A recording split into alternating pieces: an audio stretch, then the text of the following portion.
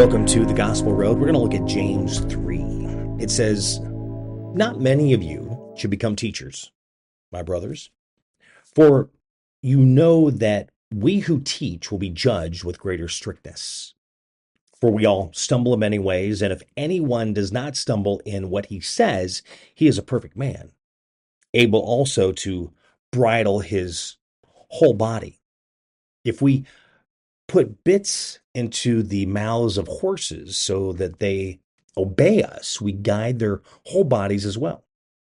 Look at the ships also, though they are so large and are driven by strong winds, they are guided by a very small rudder, wherever the will of the pilot directs. So also the tongue is a small member, yet it boasts of great things.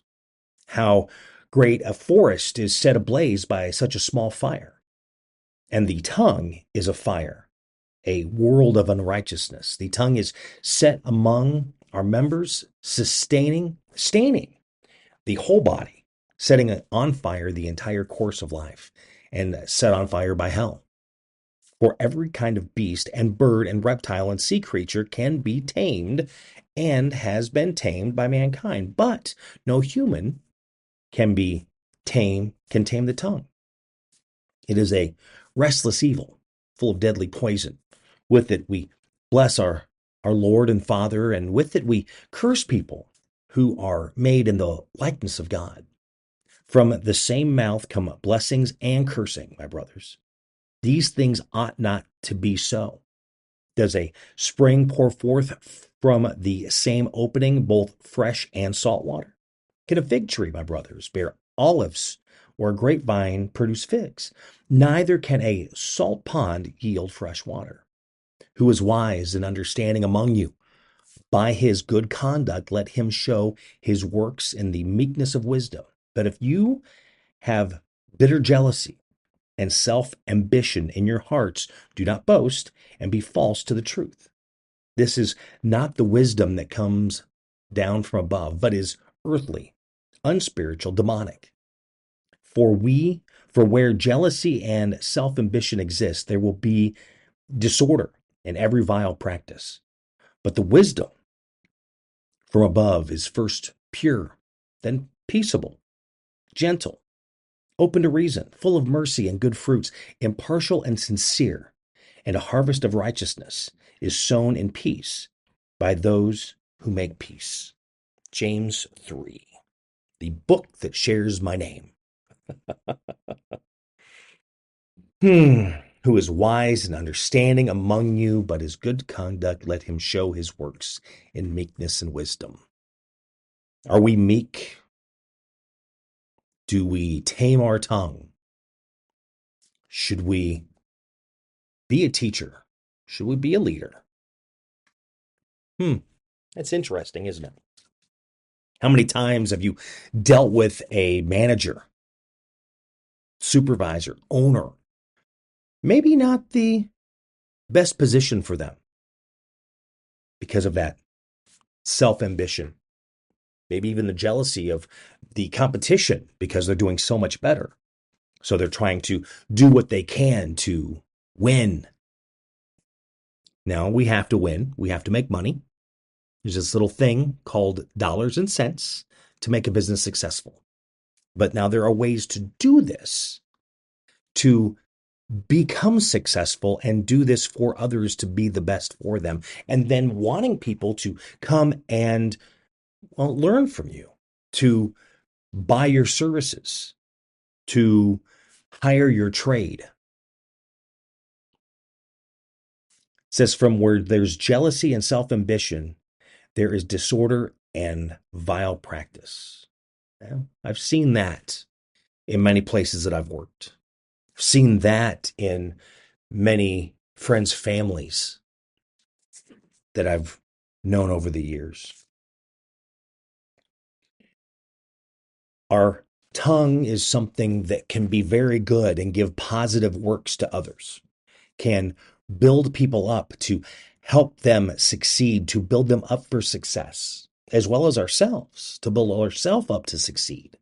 But at the same time, our tongue can tear people down, can really set a path of destruction for ourselves and for others. We need to be careful with that. Be careful with what you say. And a lot of times, none of us are the best at that. I will admit I am not the best with my tongue in many ways. And I can be very coarse and harsh and raw. I'm not always the most eloquent of speakers, which has been brought to my attention. Yeah, I don't have the big words. I don't know the big words. And sometimes I just kind of say it how it is. Now, there can be differences when you're doing that, because if you're doing it to destroy something, bad. But if you're not having any ill intent, which not everybody is going to understand that, because they're going to hear it and that's automatically where they're going to go. But that's not where everybody is. And you have to really be aware of what you are able to handle and what you are able to do and how you're saying it. Again, sometimes mine will just carry away and, yeah, maybe that shouldn't have been said, but too late, it's out there.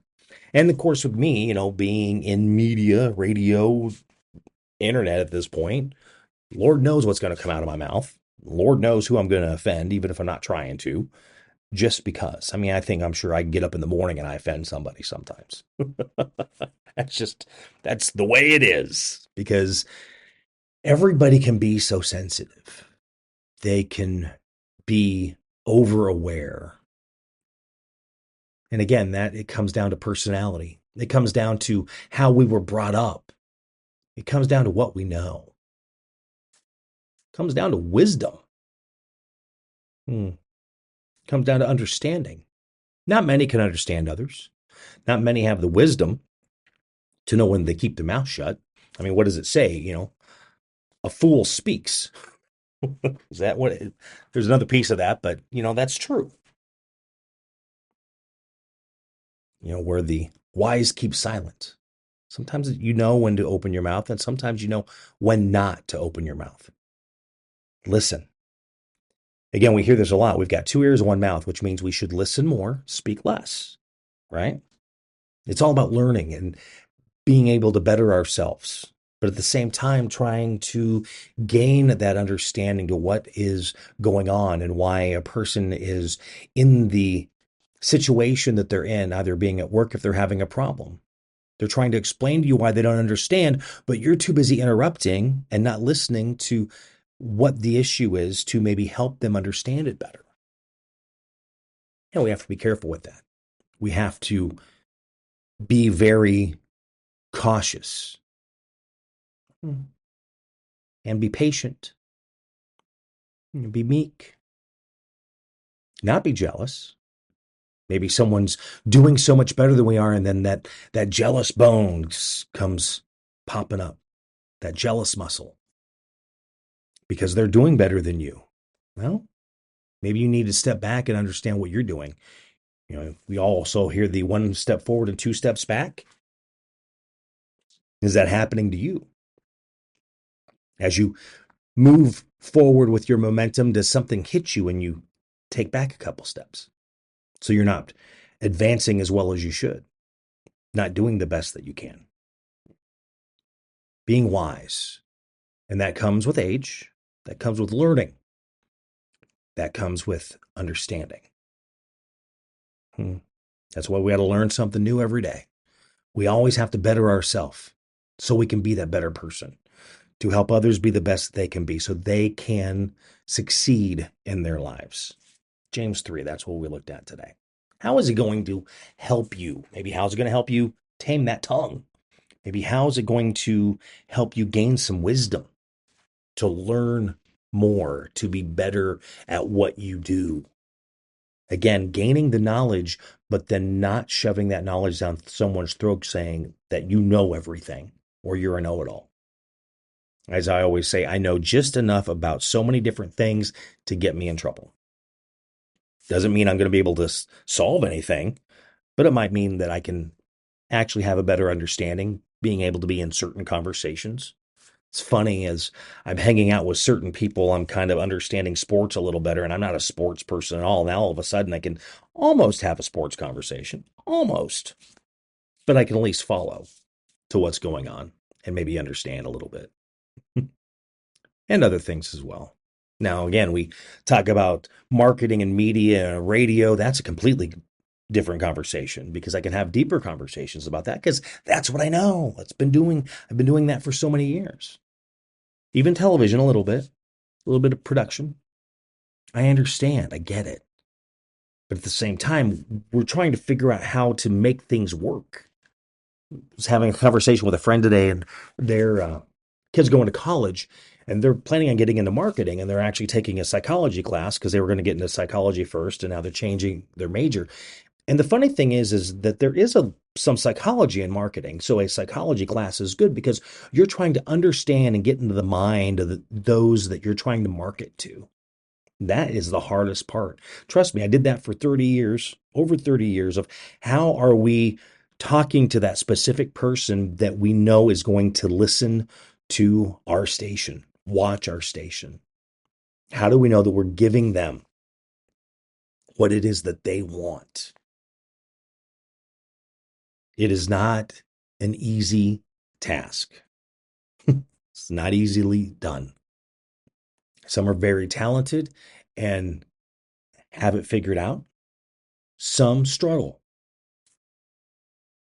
That's why you have the winners, and that's why you have the losers. Because what did Ricky Bobby say? If you're not number one, you're last. It's not 100% true, but yeah, it is. Depending on what you're looking at. Because things are being rated. They're looking for the best. Because when they get the best, they are expecting the best, which means they're seeing a return on their investment, that ROI, because they're aiming at that person that is that best fit for the position that they are hiring for the shift they are giving. So you are producing the best out of everyone to be in the position you're in. But again, that's being there and helping and building each other up to be the best that they can be, for us to take pride in what we do and to hold ourselves accountable to be better so we can be the best that we can. James 3. How does it help you be that better person? How does it help you grow? How does it give you that knowledge to help others be the best, to help you be the best? Yeah, read it. Check it out. How does it feel? How can you have a conversation about that with somebody and see where it grows? Thank you so much for listening. If you enjoyed this, you can always share it on social media. Find me pretty much on any platform, or my buddy Jimmy. Yeah, it's always kind of fun. As well as, giving a rating on whatever platform you're listening. Always appreciate that as well. So, so many things going on. So many things are changing in the world. And we're trying to figure out where we fit in. We're trying to figure out how we can do things better. How we can be the best. How people are yearning to search us out because of the knowledge that we have, right? Want those job offers, right? James 3, check it out. Thank you so much for listening to The Gospel Road. Have a great day. God bless. Spinal adjustments provided by Dr. Chad Rolfson. The Spinal Tuning Chiropractic Center is a Des Moines area low flat fee per month unlimited chiropractic care practice. When life happens, just adjust. Schedule today at spinaltuning.com. If you're looking for help with software, app, web development, be sure to check out my friends at ingenuitycompany.com. They believe in their clients. Software development, app development, web development, visioning, design thinking, diagramming, organizational development, strategy. They can help you at the Ingenuity Company. Find out more at ingenuitycompany.com. The Jimmy Olsen Radio Network.